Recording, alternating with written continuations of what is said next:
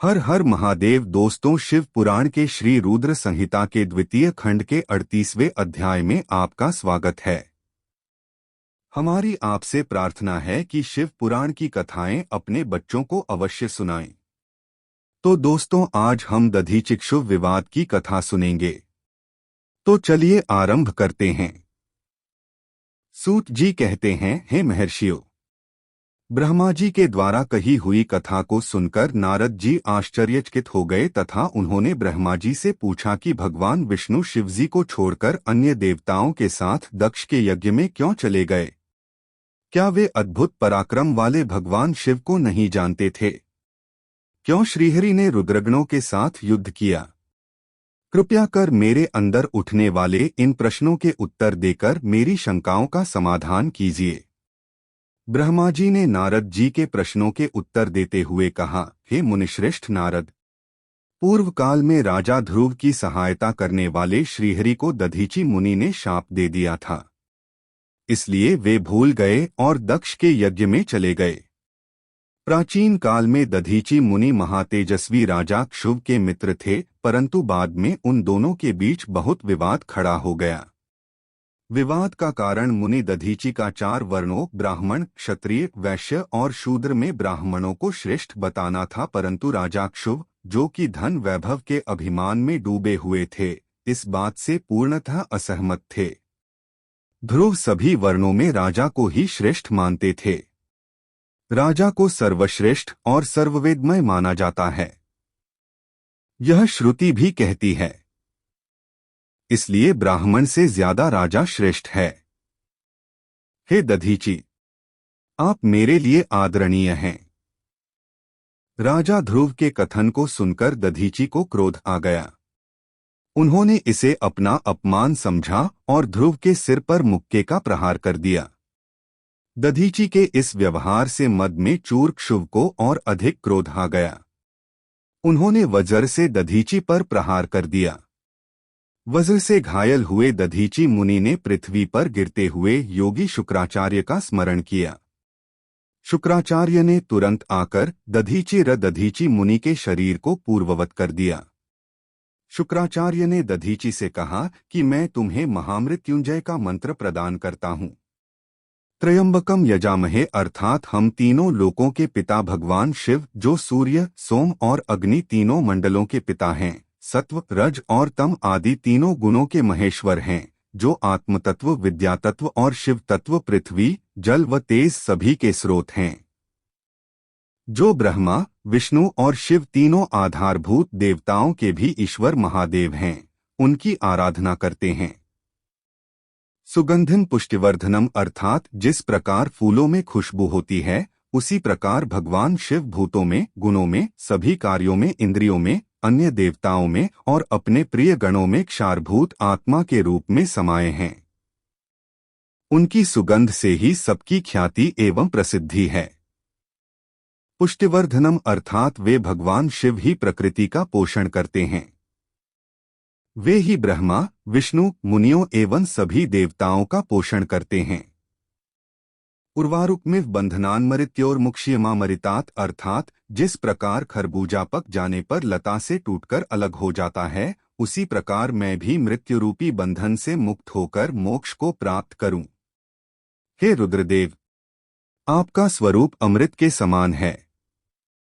जो पुण्यकर्म, तपस्या, स्वाध्याय, योग और ध्यान से उनकी आराधना करता है, उसे नया जीवन प्राप्त होता है। भगवान शिव अपने भक्त को मृत्यु के बंधनों से मुक्त कर देते हैं और उसे मोक्ष प्रदान करते हैं। जैसे उर्वारुक अर्थात ककड़ी को उसकी बेल अपने बंधन में बांधे रखती है और पक जाने पर स्वयं ही उसे बंधन मुक्त कर देती है। यह महामृत्युंजय मंत्र संजीवनी मंत्र है। तुम नियमपूर्वक भगवान शिव का स्मरण करके इस मंत्र का जाप करो। इस मंत्र से अभिमंत्रित जल को पियो। इस मंत्र का जाप करने से मृत्यु का भय नहीं रहता। इसके विधिवत पूजन करने से भगवान शिव प्रसन्न होते हैं। वे सभी कार्यों की सिद्धि करते हैं तथा सभी बंधनों से मुक्त कर मोक्ष प्रदान करते हैं। ब्रह्मा जी बोले, नारद, दधीची मुनि को इस प्रकार उपदेश देकर शुक्राचार्य अपने निवास पर चले गए। उनकी बातों का दधीची मुनि पर बड़ा प्रभाव पड़ा और वे भगवान शिव का स्मरण कर उन्हें प्रसन्न करने के लिए तपस्या करने वन में चले गए। वन में उन्होंने प्रेम पूर्वक भगवान शिव का चिंतन करते हुए उनकी तपस्या आरंभ कर दी। दीर्घकाल तक वे महामृत्युंजय मंत्र का जाप करते रहे। उनकी इस निःस्वार्थ भक्ति से भक्तवत्सल भगवान शिव प्रसन्न होकर उनके सामने प्रकट हो गए। दधीची ने दोनों हाथ जोड़कर शिवजी को प्रणाम किया। उन्होंने महादेव जी की बहुत स्तुति की। शिव ने कहा, मुनिश्रेष्ठ दधीची, मैं तुम्हारी इस उत्तम आराधना से बहुत प्रसन्न हुआ हूं। तुम वर मांगो, मैं तुम्हें मनोवांछित वस्तु प्रदान करूंगा।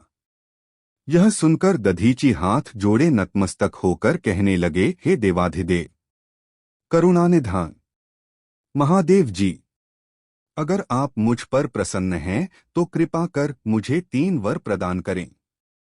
पहला यह कि मेरी अस्थियां वज्र के समान हो जाएं। दूसरा, कोई मेरा वध न कर सके अर्थात मैं हमेशा अवध्य रहूं। और तीसरा कि मैं हमेशा अदीन रहूं, कभी दीन न हो। शिवजी ने तथास्तु कहकर तीनों वर दधीची को प्रदान कर दिए। तीनों मनचाहे वरदान मिल जाने पर दधीची मुनि बहुत प्रसन्न थे। वे आनंदमग्न होकर राजा ध्रुव के स्थान की ओर चल दिए। वहां पहुंचकर दधीची ने ध्रुव के सिर पर लात मारी। ध्रुव विष्णु जी का परम भक्त था। राजा होने के कारण वह भी अहंकारी था। उसने क्रोधित हो तुरंत दधीची पर वज्र से प्रहार कर दिया, परंतु ध्रुव के प्रहार से दधीची मुनि का बाल भी बांका नहीं हुआ। यह सब महादेव जी के वरदान से ही हुआ था।